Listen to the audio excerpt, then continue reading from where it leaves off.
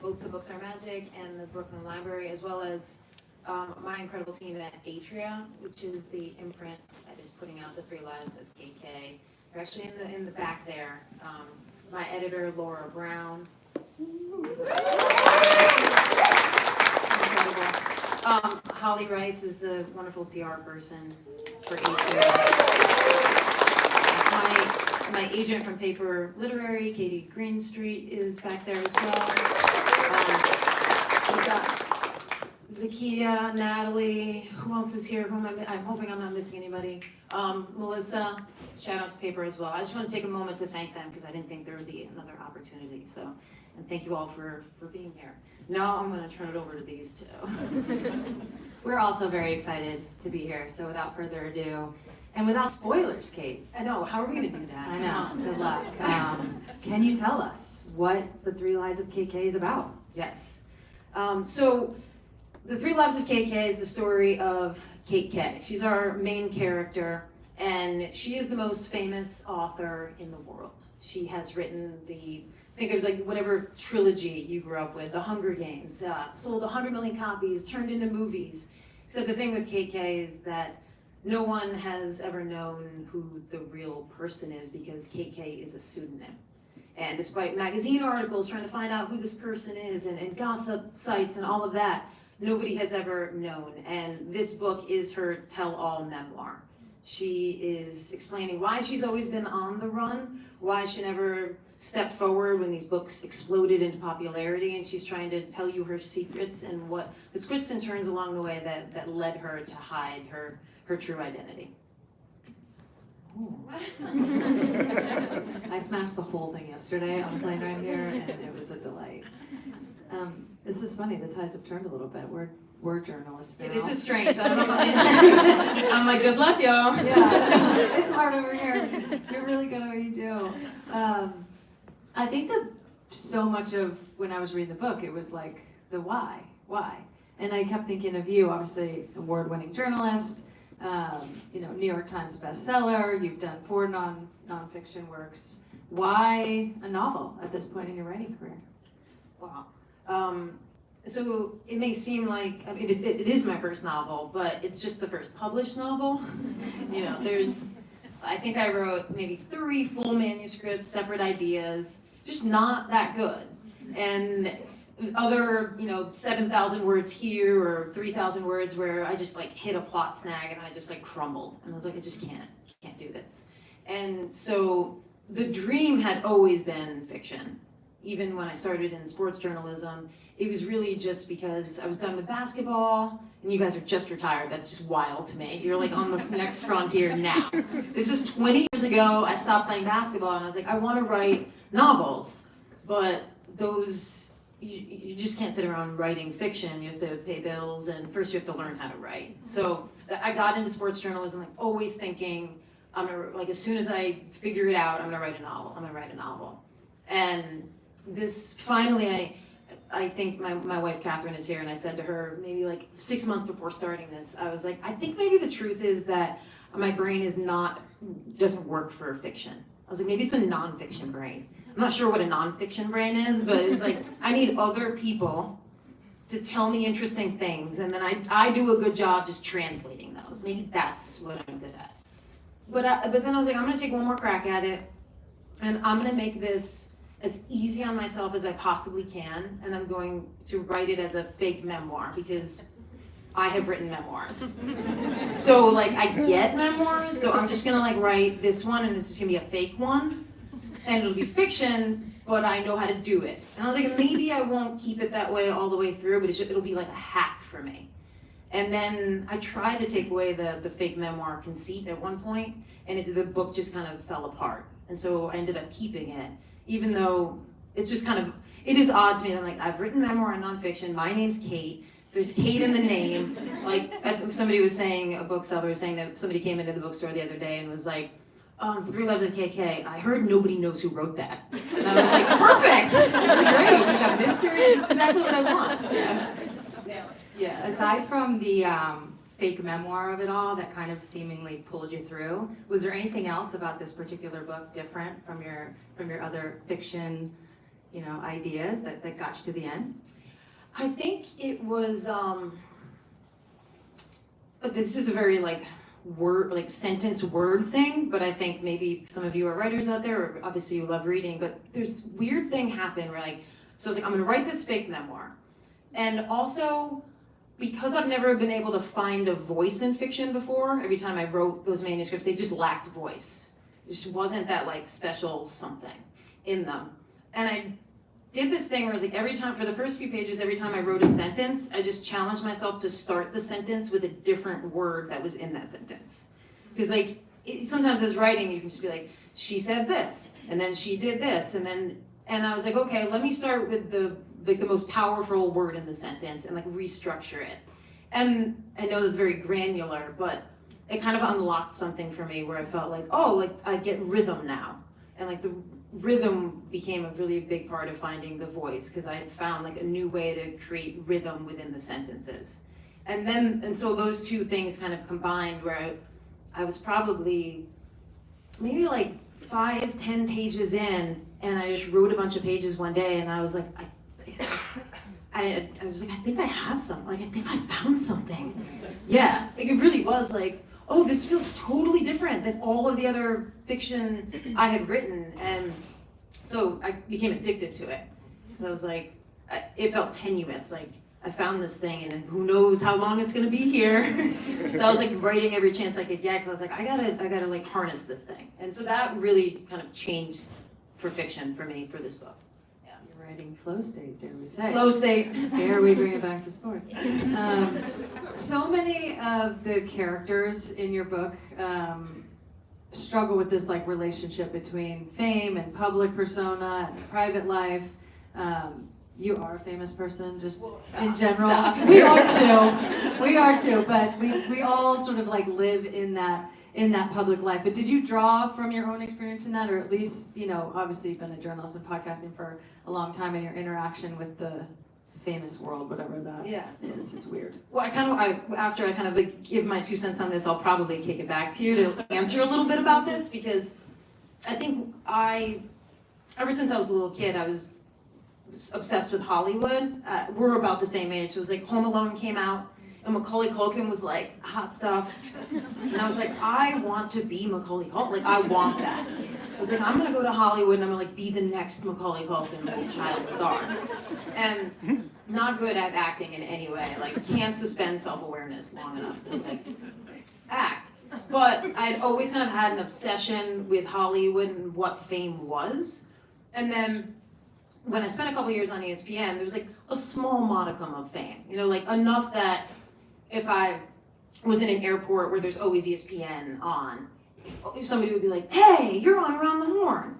And then when I left ESPN and that stopped, I was always asking myself the question of did I like it?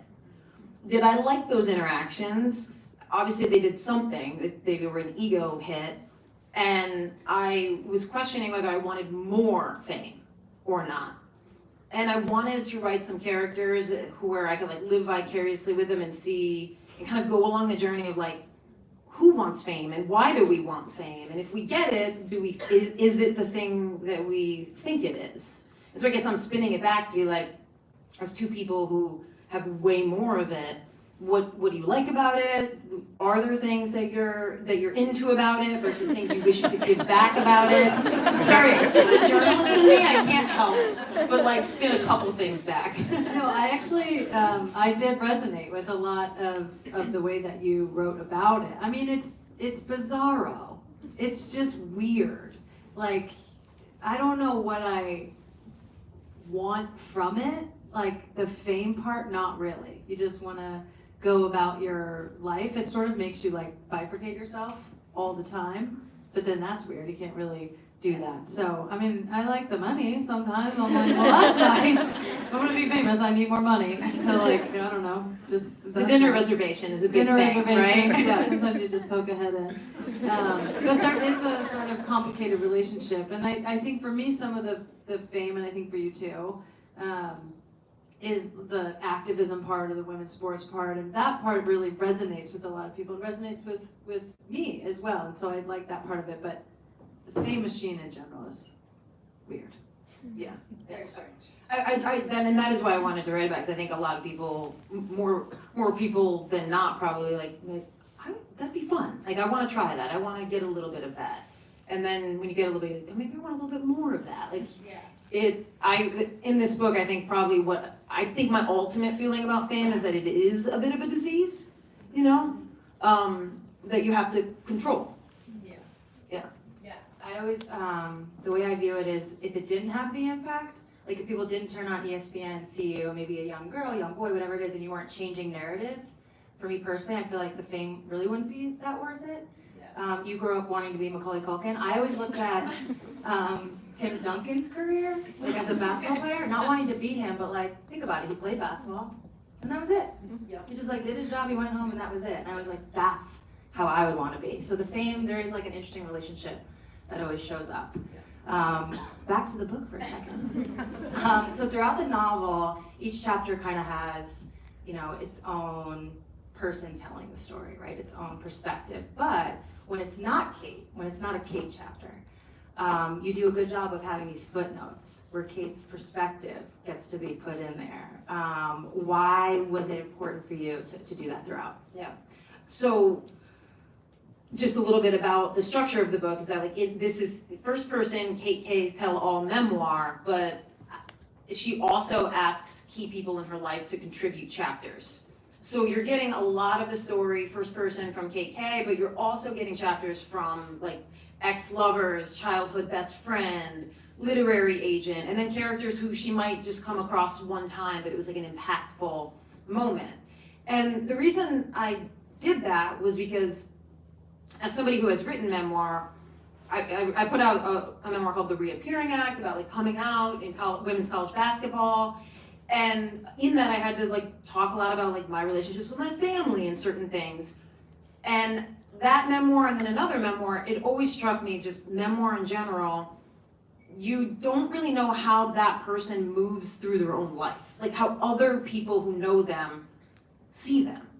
And that's a huge bit of information. It doesn't make memoir not powerful because that is what memoir is, but the thing that's missing is like, you write a memoir, like maybe nobody in your life talks to that person. You don't know how other people who like are really close to them see them. And I thought it would be like add a new dimension to the book if you got to see Cate K move through the world from other people's perspective as well, which would give you a way to say like, okay, I'm gonna trust what Cate K tells me, but now I'm also gonna see what like an ex-lover says about her.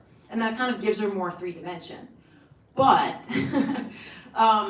at the end of the day, this is Cate K's story.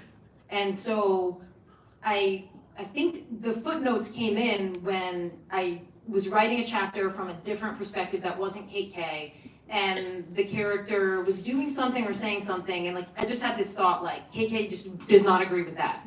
Like, that's not how she saw it, that's not how it was for her. Because this was like an ex-lover who was like talking about the first time they met, and instantly I was like, that's not how she felt.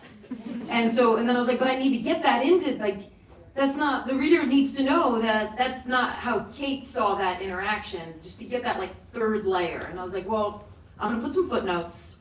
And at first I was like, I'm just gonna put these here so that like my agent and my editor, like they know that this is a possibility that we could do this footnote thing. But also maybe the worst idea I've ever had, because it might be cliche but Laura, my editor, really liked it. Katie, my agent, they were like, we want more of them. And so I think that gives the book this like extra layer where Cate tells you something and then you see it from a different perspective, and then Cate will come in and kind of get the final say on it, because at the end of the day, they're like, this is her story.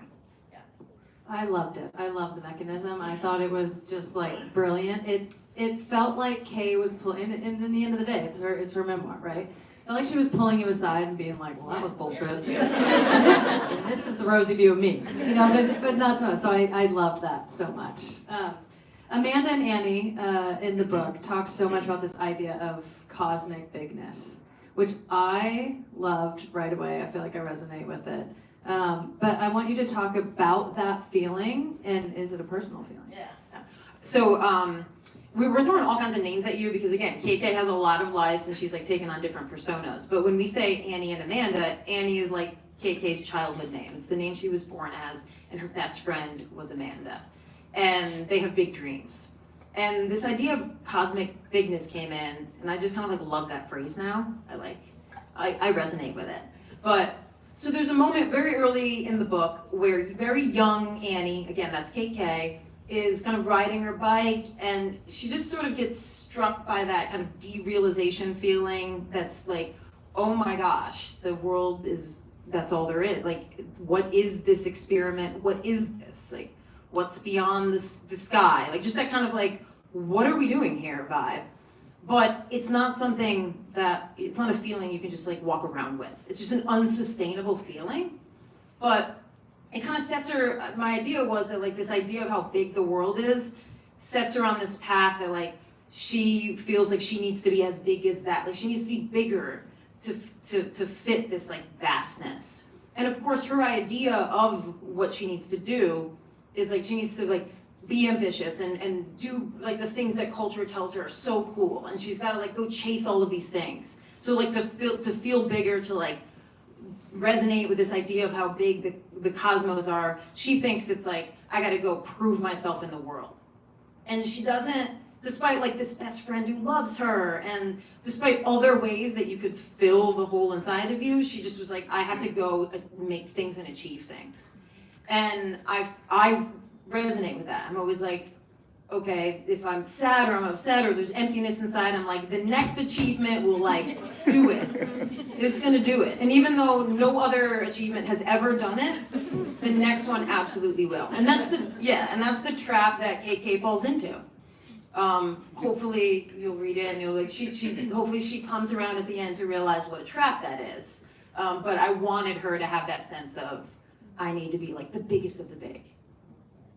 Well, in the book, you take us all over. You do. Well, I guess Cate takes us all over. Both Cates. Bolton Landing, Plattsburgh, Charleston, New York, LA, of course. What do these look like? Is there like a particular significance to you, these locations? Yeah. I mean, I think as I was writing, I realized that every location you're trying to write, like, you probably have to either spend an exorbitant amount of time there or live there. Because, I mean, you both like lived in Seattle, you've lived in New York. If you read about a place and you've lived there and you're like, that person hasn't lived there, you know. And why make it harder on myself as a writer to like try to set something, in like Istanbul or something, where I'm like, I haven't lived there, I'm not sure what the vibes are. So I would say the heart of the book is really set in like a lake town in upstate New York. This is the lake town that my mom lived in the last 5 years of her life, like this small town on a beautiful lake with a lot of local people, but like, 2,000, 3,000, but people from New York vacation up there. I mean, and there's like a really interesting cultural like dichotomy with that, where like there's locals who I would probably call more blue collar, and then there's just like vacation urbaning elite. And I thought that'd be really interesting for Annie, our main character, because she's kind of getting the seeds planted of like, there's more in the world, because she's seeing these people come in and they have the wealth and they have this other thing that she doesn't have. So I wanted to set something there. And then I live in Charleston, and I just think it's a really cool, like it's just a city that lends itself to like ambiance and atmosphere. And I haven't lived in LA, but again, wanted to be Macaulay Culkin, like have spent a lot of time there, feel like I know the vibe. So I felt confident that I could write, especially because a lot of the LA stuff happens in one of the characters, like her backyard in her house. So I wasn't really like exploring parts of it that I hadn't been to. It was a very LA backyard. It was, wasn't it? Yeah, definitely. The pool and the tile, all of it.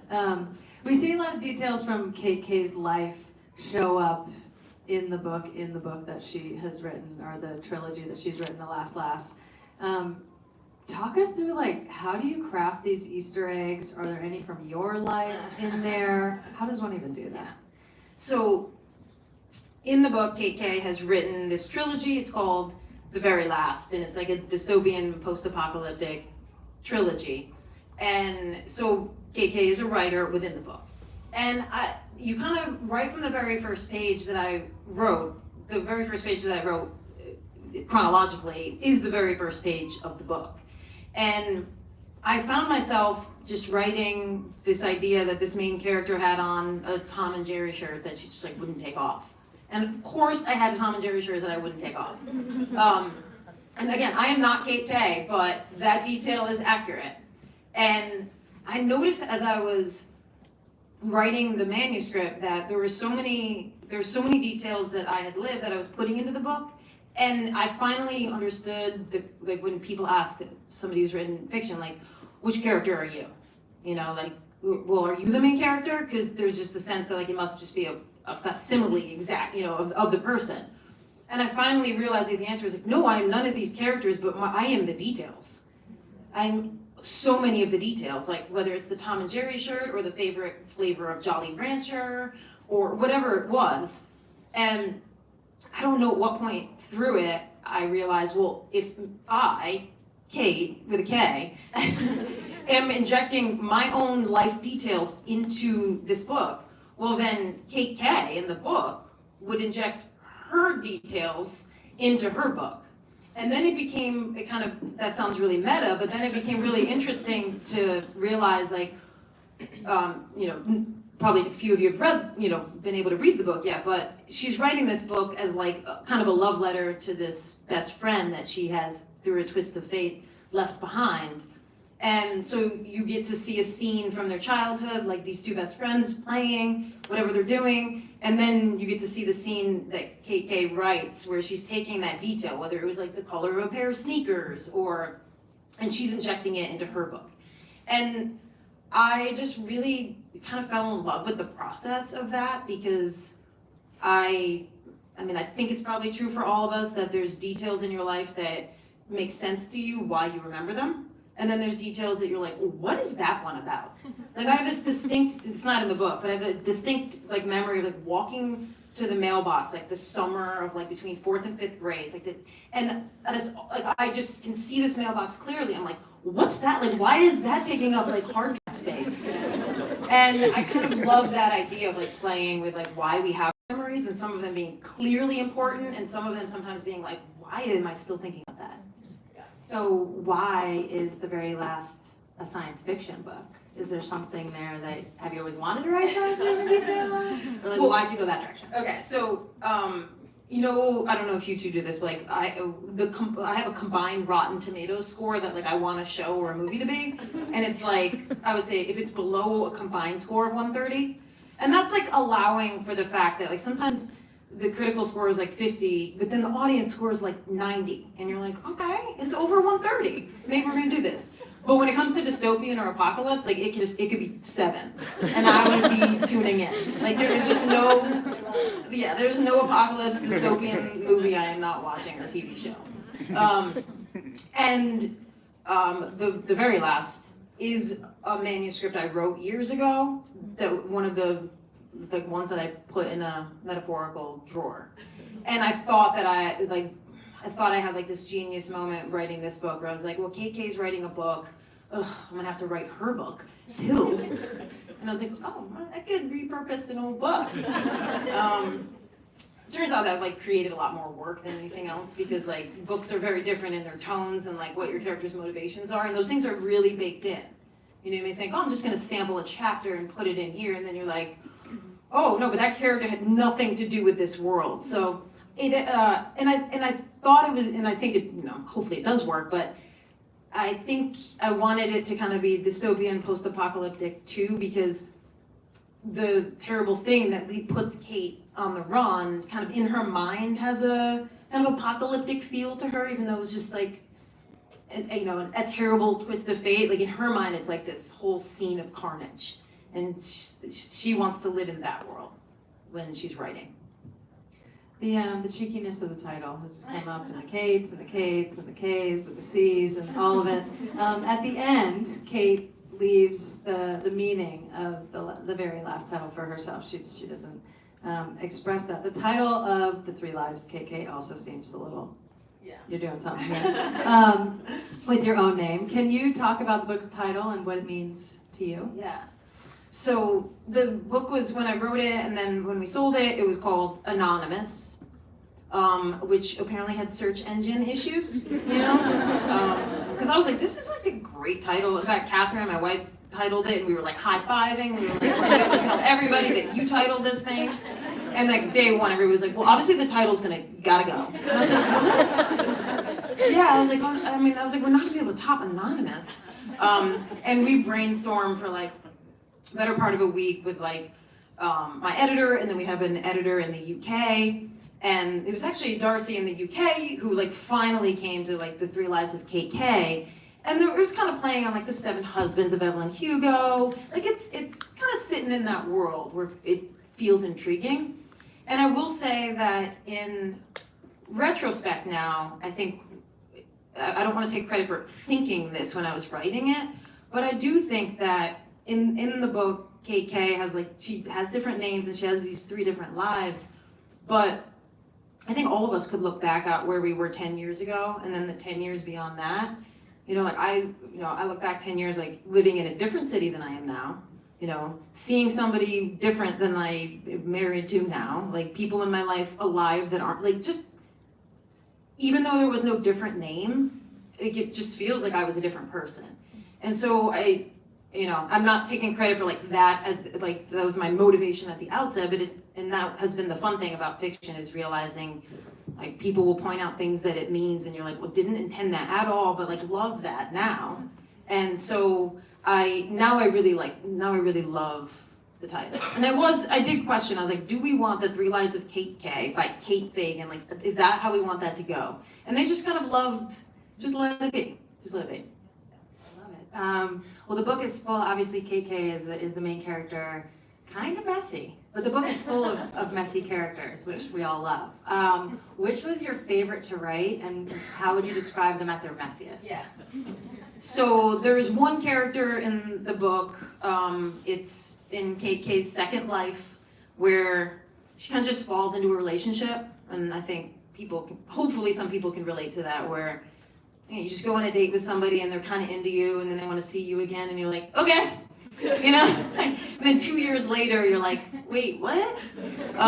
So she falls into this relationship with this woman who is controlling and has her own issues, and that character, her name is Sydney in it, was really fun to write once I realized like what purpose she served in the book. Because at first, she's like, she had her issues, she was obsessive, and she wasn't a bad person in initial drafts, and she isn't a bad person in later drafts, but I started to realize like what purpose she could serve in the book, and I kind of leaned into it, and that was really fun to think, like what little stories from her childhood or just growing up could I kind of infuse that makes her make more sense, and the things she does and the way she kind of tries to control Cate in her second life. Yeah. Which author, living or dead, do you wish would write a tell-all Oh. about their success? We've been talking about that. Okay, so about their success. So, I mean, my favorite author is Anne Patchett, but it feels like it might be like slightly like low-key memoir. I think she's just like running a bookstore and like writing books. But I think all of us in here who have read Elena Ferrante, who wrote like My Brilliant Friend, and I think it was named the New York Times Best Book of the Century, but no one knows who she is. And I think, we were talking about this earlier, like literally no one knows who this woman is or person, and has written some of the most influential books of all time. So I don't know if she would, but I would like her memoir. Because there's gotta, like, part of this, the KK book is like, who doesn't, like we were talking about earlier, who does not come accept fame and credit and like adoring public when it is there for them? Like you could, like that is a thing that I want to know the backstory when someone chooses to walk away from that. Kate, what are you working on next? What's up? I'm glad you asked because there's a sports element. No, no, I'm working on another novel that I'm really excited about. And because this one has almost no sports. There's like a slight reference to the Kansas Jayhawks of like the Danny Manning era, as a nod to Catherine who grew up in Lawrence. But otherwise, like no sports in this book. And this one I'm working on now. I learned when I wrote the book Hoop Muses, like about the history of women's basketball. I learned about all these teams in like the 1940s and 50s, and I just feel like I'm setting it like there's a queer woman in the 1950s playing for one of these AAU teams, and shit's just gonna go wild. But there's gonna be other elements to it, but I feel like we're overdue. You know, like the moment is now to like bring back some of these old women from, not old women, I'm saying like former like women who have never had their due from the history, because like these vast like decades of women's sports have just been buried. I'm trying to like kind of mythologize that and tell like a Hollywood kind of fun version of it. We'll see how that goes. So we're gonna open it up for the Q&A, but I actually have a question. This is my own. You know, we've now talked about the 3 lives of Cate K. How many lives has Cate Fagan lived? It feels like this is the start of like a new one, because I just feel like like we were talking about when I was writing, I feel like I found like a little voice in there, and I've always wanted to write fiction for so many reasons. Like you all are in the sports media world where you're reliant, and you're podcasting now. So like you're reliant on other people's like time and generosity and stories, and that can be really hard when you're trying to write and you're like, well, but I need this person to call me back, and I'm almost like I'm pilfering their story for myself, you know. My cosmic bigness. Thank you, Megan Rapinoe. I'm gonna do a profile on you. And like, there's a part of that like I don't love, and so I'm excited for this next chapter where I can write and not feel like I'm like beholden to like the media empire. Okay. Other questions for Cate Fagan about Cate K? Raise your hand and I'll get to you. In the back, I'm coming. I'm no basketball or soccer star.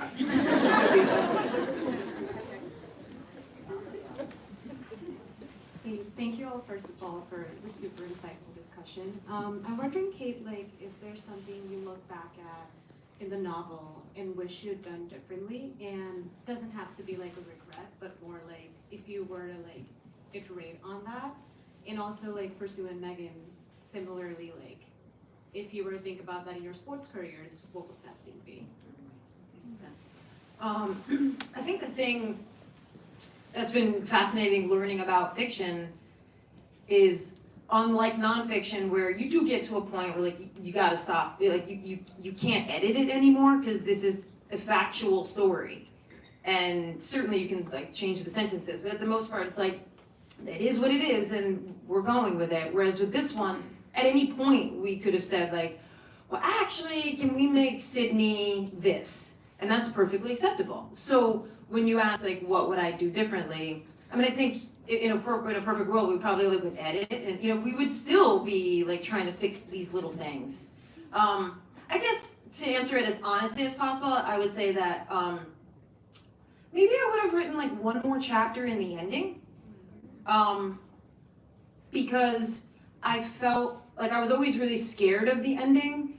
And I know these two read it, so maybe you might get this, that like I feel like I'm, in the whole course of this book, I'm like really building towards something. You know, you're like desperate to see a conclusion that you want to see in a way that might be different from other genres or other things you're reading. And that was my goal, was like, I want readers to be like flying through the pages because they want an outcome, like they just need to see it. And that was really scary too, because then it got to the point where I was like, well, now I need to deliver an outcome with like an emotional weight that lives up to hopefully what I am like promising. And every time, you know, I'd write one chapter, because these chapters are short, so it's not like, oh, there's one ending. You know, there's probably about 4 chapters that I would call like the end of the book. And at one point there was 2. And then, you know, one of my editors, or maybe Katie, my agent, was like, I think we need to write another chapter and we need to see. And I was like, oh my God, I don't know that I can. I just don't know. Like, I'm terrified that I'm not gonna be able to give you what you need. But then I would write and I'd be like, I think I gave something there.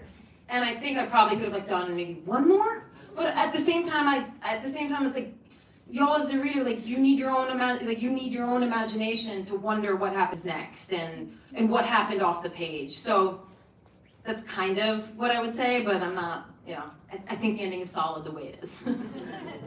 Can I piggyback off of that question? I always love to ask writers about what it's like to let their characters go. Like Cate K is clearly someone who you've spent so much time with, and so I'd love to know now that, you know, she's out in the world for everyone else to perceive in the ways that they will, what has that been like for you? Well, even tonight, and this happened earlier, and it's happened every time I've talked about the book in the 2 days that I've been talking about the book. And this is a true thing that these characters are messy. But at the same time, I personally did not know they were messy until people started calling them messy. Like I wasn't like, I'm gonna write a messy book with messy characters. I see when people have said things about it, like, oh, these characters, oh my God, they're making terrible decisions. I'm like, what? Like, I really genuinely thought they were just like really human characters, and you just were inside their head, so you saw the ridiculousness of being inside their head. And that has been kind of eye-opening. Only because probably every character in the book, I sound like a cliche author, but like I have a special like place in my heart for them. And so people or certain readers like, I just hated all the characters in the book, you know, because they're just so messy. I was like, damn, I thought they were just like human beings. They are. Yeah. Yeah. Other questions for Cate? Yes, right here. Hi, you've talked about the transition from being a nonfiction writer to writing fiction, and I'm curious how, if at all, you think this experience with fiction might translate or influence your nonfiction work moving forward. I think it's influenced it in that like I'd like to do less nonfiction. Just because, I don't know, think about the freedom of it, you know. Like we were talking about earlier, like I don't have to get on a plane anywhere to go interview anybody. I don't have to pay attention to the news cycle as much in certain certainly the sports news cycle. I just like love the freedom of that. I love the idea of making a story and not having to be like, wait, it's because, sorry, I'll back up. I don't know how many times I wrote something at ESPN and I was like, I hope that represented the person decently, because it's not a fair assignment to like go spend 36 hours with like Abby Wambach and then being like, and I'm the expert on Abby Wambach now, but like that's what you're doing. And there was always an element of that felt really kind of like, I was uneasy about it, because I was like, am I right in what I'm saying? Am I right in my assessments? And I like the freedom now in this fiction, like just kind of leaving all that behind. Hello. I haven't had an opportunity to read the book yet. I'm really excited. I read the first 2 chapters just now, and the line about the friendship with Amanda, that no friendship like ours had ever existed, my stomach dropped because I'm gay. Go on. I was like, I know this. I know this story that's coming at me. And I was like, oh my God. So how did you navigate bringing this very, very intense queer experience into this book? Well, so the kind of friendship that Annie and Amanda have, and it's not really a spoiler, but like Annie, Cate K, is like in love with her best friend, and they have a fantastic friendship, and like her best friend loves her, but like not like that, and that kind of creates part of the wedge that will eventually kind of lead to the start of where we go in this novel. And I didn't have a friend like that growing up. I mean, I had some friends, but not like that, like, oh, this is my person and we're sharing everything. But I certainly had the experience in, 1997, growing up in upstate New York, of like being into somebody on my basketball team, and like we're, not going to talk about that. So I wanted to build a friendship that I thought, I've had friendships like that in adulthood, and I was like, I want to build one from the ground up, and I want to make it the kind of friendship that everyone is just like, they just love them. Like, whether you've had that friendship or you're not jealous of Annie and Amanda in this book, I hope not. You're just like, that's a friendship, and I just want it, and I want it for them, and that's what I wanted to build there. But it didn't come from like an experience with, a friend that I had like that. Yeah. Got a question back here. Hi. It's really funny you just said the whole thing about wanting to, say that's a friendship, because what I really got from their friendship is that they loved each other, but they were also kind of jealous of each other. And I thought that when Annie moves into her second life, there was that kind of feeling of the freedom that you're talking about as you move into fiction. And I'm wondering if you saw any parallels in that with this idea of like, when you are writing nonfiction, just like you said, like you can love your participant, but you can also be just a teeny bit jealous of the fact that like you're writing, you're beholden to them, and then all of a sudden you get to move into a new life. So I'm wondering, did you feel a parallel there when you were writing it? Did you see that, this kind of life existed afterwards, or do you just kind of see something? Well, so what's coming up for me when you asked the question, because I didn't necessarily see that parallel, but when you're talking about the beholden to somebody that you're writing nonfiction or jealous, that's definitely true. Like, you can't help but feel when you're writing a profile on somebody that like you're a sycophant. Like even if you're trying not like you don't want to be, right? You're trying to get them to think you're cool and like you're not you're not. But it's like a very strange dynamic when you are a journalist and you're covering something, especially not like if it's news or you're covering the courthouse, it's a separate thing. But when I was at ESPN, of course, it'd be like I'd see Sue and I'd be like, okay, well, like I'm trying to be somebody who's like, I'm not the normal journalist who's just gonna like do all, I'm like, I'm chill. So you're just like in your head about that stuff. And so that I don't know how that infused into the book or if it did, but to the very first point you were making about Annie and Amanda and their friendship and this idea of jealousy, they definitely, I wanted to inject some jealousy in it because you need to understand why decisions are made, but I wanted it to be just enough jealousy, but not too much jealousy, right? Their jealousy that they have for one another is like, if this is possible, it's like, because they think the other is so amazing. It's not because, I don't know, like they're just like, oh, she has everything. Because neither of them have anything except each other. But it's just like, oh my God, Annie thinking, Amanda, she just looks great and everywhere she goes and everything she does. Like, so is there jealousy in that? Yes, but really I think it was like mostly just young love, that when you don't know how to express it and how to feel it. We have time for 2 more questions. I see a hand here.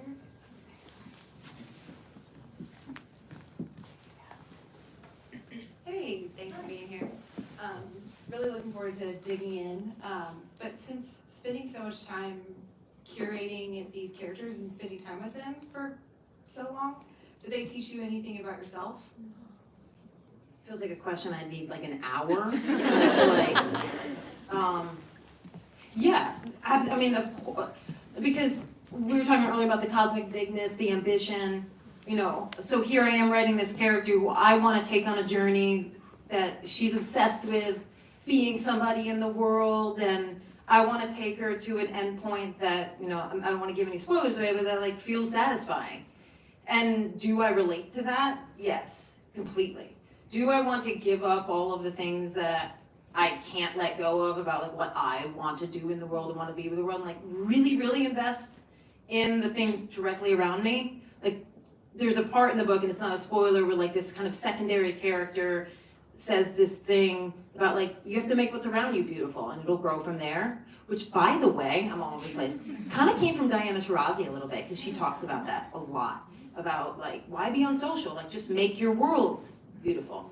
But I want to do more of that after like, I'm like my characters, I wanted my characters to learn this lesson, and I'm like, and meanwhile I'm like refreshing to see who has messaged me lately, So yes, like that's a big picture one. And then there were just all little ways that they were friends to one another, the way they showed up for each other when they were younger, the way they, like, now I'm gonna give away spoilers, but the way they grow during it, goals, right, to do that as well.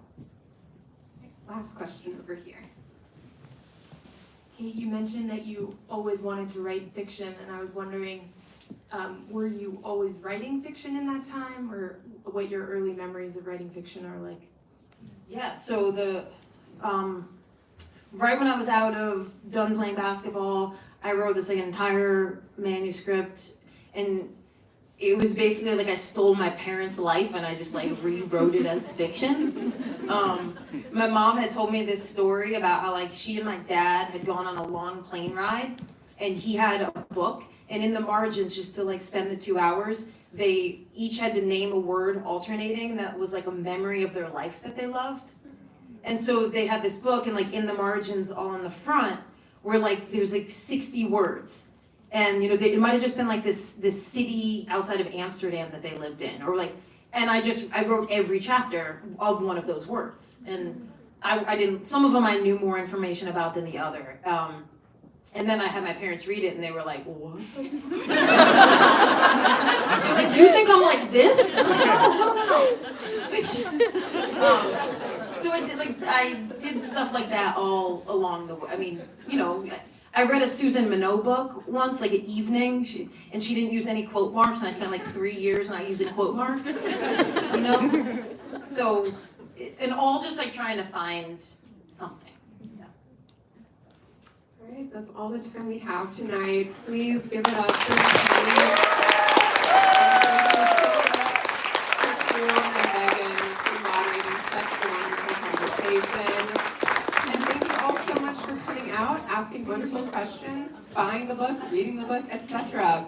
So, if you haven't gotten your copy yet, we've got some available at the table we'll get you checked in, along with signed copies of Megan's memoir, One Life.